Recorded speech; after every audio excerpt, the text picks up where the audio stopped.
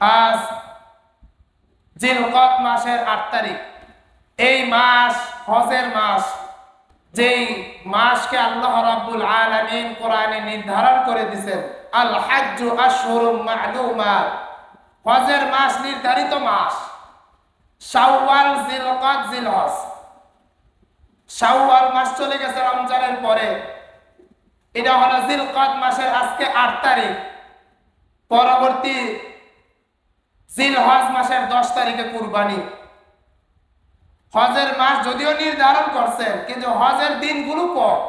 এই মাসের অনেক তাৎপর্য, অনেক গুরুত্ব আছে। রাসূলুল্লাহ সাল্লাল্লাহু আলাইহি ওয়াসাল্লাম বলেন, ইসলামের স্তম্ভ হলো ৫টি, তন্মধ্যে পঞ্চম যেটা সেটা হলো হজ। রাসূলুল্লাহ সাল্লাল্লাহু আলাইহি ওয়াসাল্লাম বলেন, বুনিয়াল ইসলামু আলা খামসিন শাহাদাতিন আল্লা ইলাহা ইল্লাল্লাহ ওয়া ইকামিস সালাহ ওয়া ইতাইজ যাকাহ সাওমি রমাদান ওয়া হজ্জিল বাইতি মান ইসতাতাআ ইলাইহি সাবিলা। ইসলামের স্তম্ভ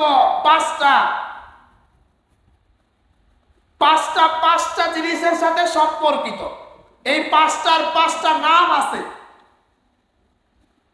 ১ নাম্বার কালিমা, শাহাদাতু আল্লা ইলাহা ইল্লাল্লাহ ওয়া আন্না মুহাম্মাদার রাসূলুল্লাহ।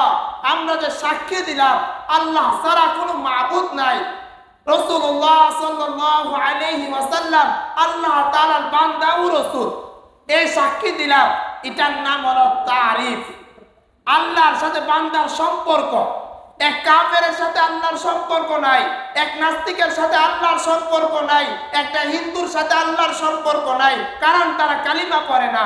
এক মুসলমানের সাথে আল্লাহর সম্পর্ক হয় কালিমার মাধ্যমে। বলেন না সুবহানাল্লাহ। ১ নাম্বার কালিমা, লা ইলাহা ইল্লাল্লাহ মুহাম্মাদুর রাসূলুল্লাহ। এই কালিমা পড়ছি তো আল্লাহর সাথে সম্পর্ক হয়েছে, এটা তারিফ। ২ নাম্বার, কালিমা পড়ার পরে তার উপর যে কাজটা আবশ্যক হয়, ওয়া ইকামিস সালাহ, নামাজ পড়ো, নামাজ, ওয়া আকিমিস সালাহ, নামাজ কায়েম করো, নিজে পড়ো, অপরকেও পড়াও, নামাজের তালিম দাও, নামাজের তালকিন দাও, নামাজের জন্য লোকদেরকে আল্লাহর ঘরে আনো। ওয়া ইকামিস সালাহ, এই নামাজ, এটা হলো তাআল্লুক। একটা হলো আল্লাহর পরিচয়, পরিচয় জানার পরে তার সাথে একটা সম্পর্ক হয়, এটা হলো তাআল্লুক, আল্লাহর সাথে সম্পর্ক, আল্লাহর সাথে সম্পর্ক করা নামাজের মাধ্যমে। এই জন্যই তো কোরআনে একটা সূরা আছে, যে সূরার শেষ আয়াতটা হলো সিজদা। আয়াতটা বলতে পারছি না, কারণ বললে প্রত্যেকের উপর সিজদা দেওয়া আবশ্যক হয়। অর্থ হলো তোমরা সিজদা দাও, আল্লাহর সাথে সম্পর্ক করো। বলেন না সুবহানাল্লাহ। আয়াতের তরজমা, সিজদা দাও, আল্লাহর সাথে সম্পর্ক করো, সিজদা দাও, আল্লাহর সাথে সম্পর্ক করো। তাহলে নামাজ হলো আল্লাহর সাথে সম্পর্ক হওয়ার মাধ্যম। আল্লাহ তাআলা কোরআনে হাকিমে ৮২ জায়গায় নামাজের কথা বলছে। ৩ নাম্বার হলো নামাজের পর প্রত্যেকের সাথে আল্লাহ তাআলা নামাজের আয়াত যত জায়গায় বলছে, পাশাপাশি যাকাতের কথা বলছে, ওয়াতুজ যাকাত, যাকাত দাও। তাহলে কালিমা পড়লাম, আল্লাহর পরিচয় জানলাম। ২ নাম্বার, নামাজ পড়লাম, আল্লাহর সাথে সম্পর্ক হলো। এখন কারো সাথে যদি বন্ধুর সাথে বন্ধুর সম্পর্ক হয়, তখন গিফট দেয়, একজনে আরেকজনকে গিফট দেয়, এটার নাম হলো যাকাত, ওয়াতুজ যাকাত। নামাজ পড়েছো, আল্লাহর সম্পর্ক হয়েছে, এখন তুমি যাকাত আদায় করো। যাকাত আদায় করা, এটা হলো আল্লাহ রাব্বুল আলামিন বান্দার সাথে মুহাব্বত। যাকাত দাও, আল্লাহর মুহাব্বতে যাকাত আদায় করো, এটা হলো মুহাব্বত, মুহাব্বতের সাথে সম্পর্ক। যাকাত দাও তো মুহাব্বত, আল্লাহর সাথে মুহাব্বত হওয়া। রোজা রাখা, এটা হলো ইশক, রমজান মাসে রোজা রাখা। যাকাতের পর রোজা স্তম্ভ, সেটা হলো ইশকের। ইশক হলো যে আল্লাহও খায় না, বান্দাও খায় না।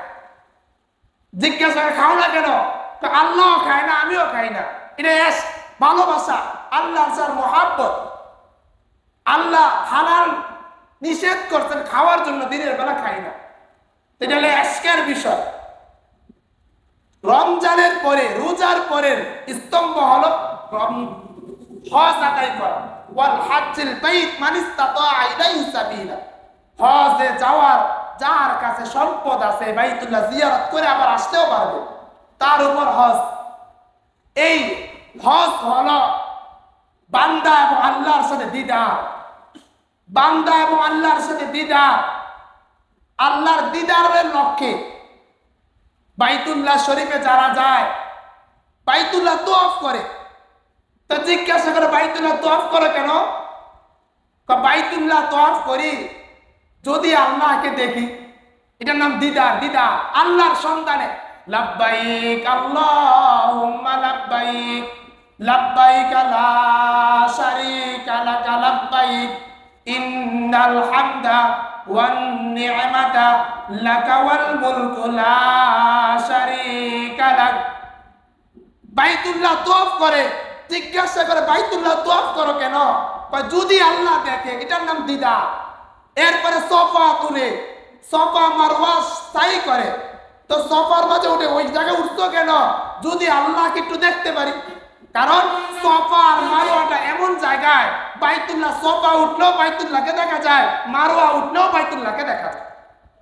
তো সফা তো উঠে সেখানেও যদি দেখি আল্লাহকে, মারওয়া উঠে যদি আবার আল্লাহকে দেখি। বাইতুল্লাহ তওয়াফ শেষ, সফা মারওয়া সাই শেষ, মুজদালিফায় যায়, আরাফার ময়দানে যায়। এখন জিজ্ঞাসা খোলা আকাশে কেন?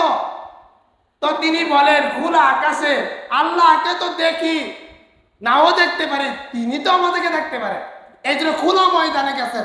আল্লাহ যদি দেখে, এটা হলো দিদা, আল্লাহর সাথে বান্দার একটা দিদা।